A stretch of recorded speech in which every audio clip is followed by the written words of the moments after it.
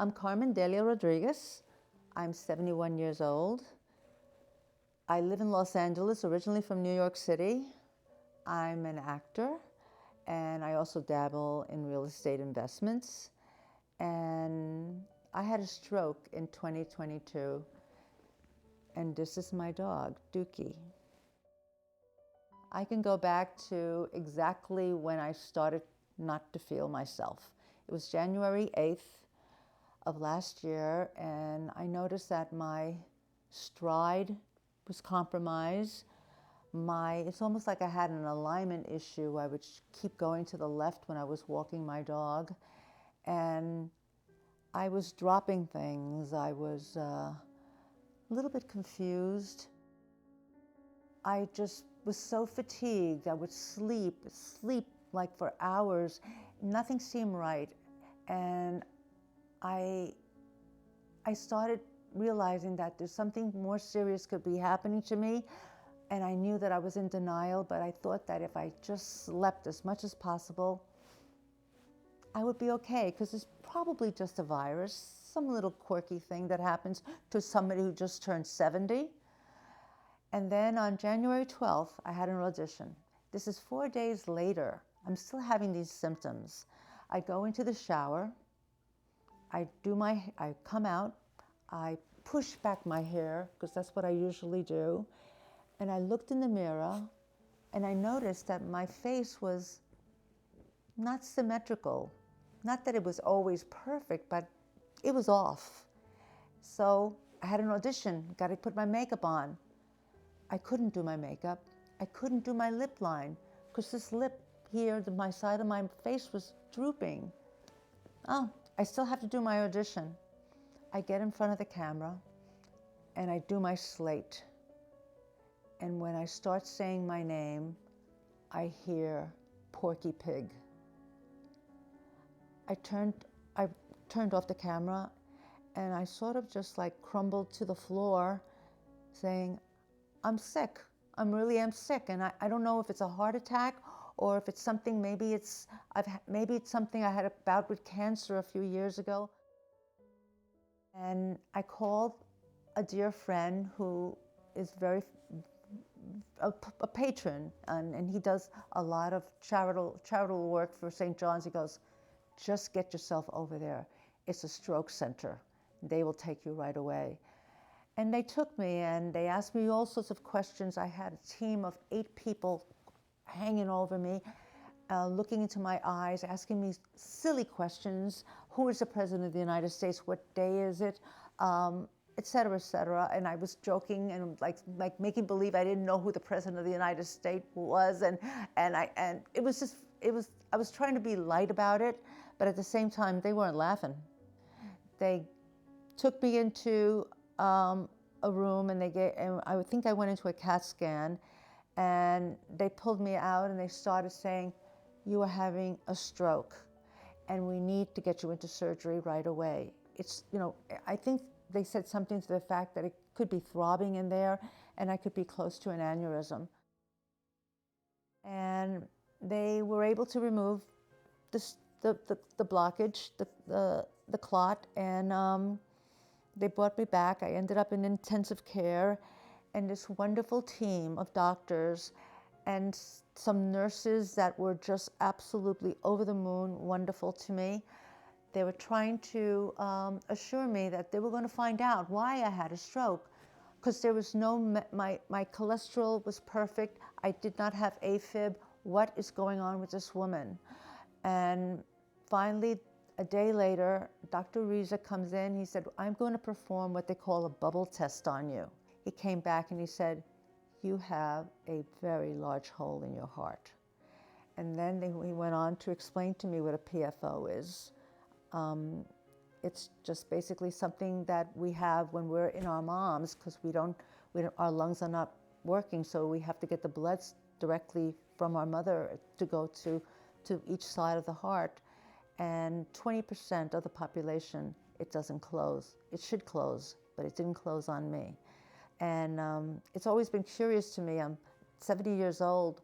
Why did it take so long for me to get a clot? I don't know. But I was told that the doctor that was highly recommended from the East Coast was Dr. Peter Pelican, and he was going to be performing the closure. And I was very excited because he was highly, highly recognized and very, very a top guy in his field. After 4 days in the hospital, they sent me to California rehab, where I stayed for about a week, and they worked out some fine tuning on me, good enough that I was able to go home with a very, very dear friend of mine. And I lived with her in the Palisades until, I was ready to go home on my own. I go to Pacific Heart Institute, and they have a team of doctors there that work with me. And I now have a new neurologist who had asked that, I had told him actually, the reason I told him that I was still dropping things, I was still clumsy. I had fallen a couple of times in 1 month, and he ordered an MRI, which thankfully was good, nothing bad from that. But he also asked that I consider of having a permanent, when they say permanent, maybe 5 years, a monitor, a heart monitor, implanted under my skin. And I said okay to that. And this is the part that's kind of kismet to me, is that it was done right exactly on the anniversary of my stroke, that they implanted this heart monitor. And I'm constantly, I feel like I'm being watched. I'm like, my dog has got a tracker, I got a tracker. And, but I feel that that's a good thing. And I feel absolutely very indebted to this team that they took such a special interest with me.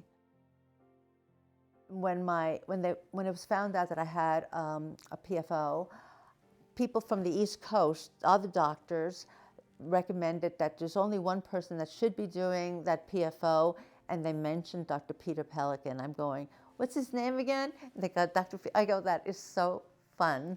I said, great. I said, I have to ask for him, right? And I didn't have to. They had already put him on the team.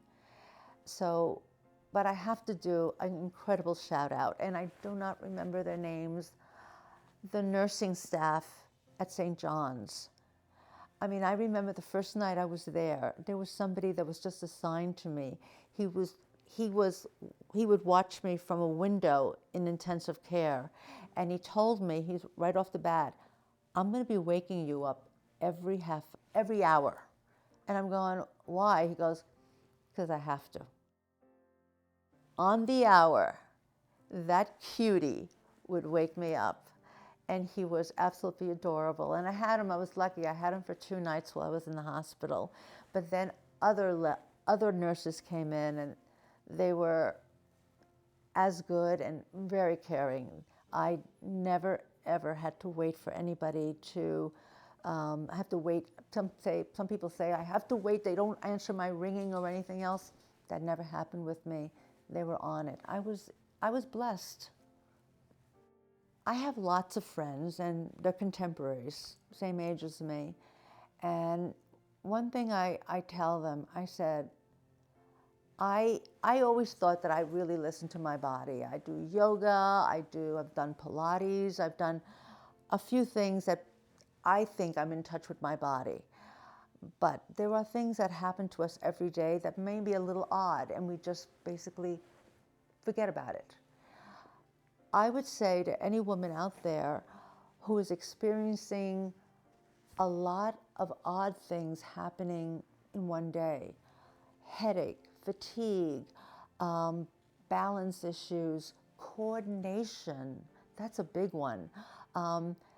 Maybe you cannot speak properly and you just say, oh, I'm tongue-tied. Are you tongue-tied? I would say in a minute, I would just go. If I cannot get an appointment with my internist, go to ER. I mean, really, I would say just go to ER, period. I mean, what is the worst thing that'll happen? You'll feel embarrassed and they're not going to do that. They're going to say, listen, you did the right thing. There are signs, and they're not all the same. I had signs in which I really thought I had an inner ear issue.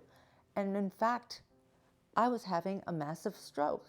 So I would say that even though it sounds like, oh, this is nothing, because women tend to do that, it could be something. And it could be something that could basically kill you. One thing I do have to say about the stroke, and when I think about it and I think what I've been through, and that I'm sort of like a miracle, because if I would have gone to sleep instead of having that audition on January 12th, I may not be here telling the story. That's how close I got. But so many wonderful things have come out of the stroke, and they're within me. I feel that I am kinder. I am more clear about things. I know now how to ask instead of feeling awkward about asking. I'm a 71-year-old woman. I've been single for many years. I should be able to handle myself, but no, now I ask. And I don't know, I feel so much better and happier than I ever felt before. I'm not making any more money than I ever made before. I don't have more friends. I actually have less friends. I have great doctors that I could call and ask things about, and I have a family, and some of them have come back to me. So I kind of think that the stroke happened for a reason, and I don't know what the reasons is, but I think I call it the magic of life, and that's how I approach life right now. I'm clear, and I really sincerely have never been happier than I have been in the past few months.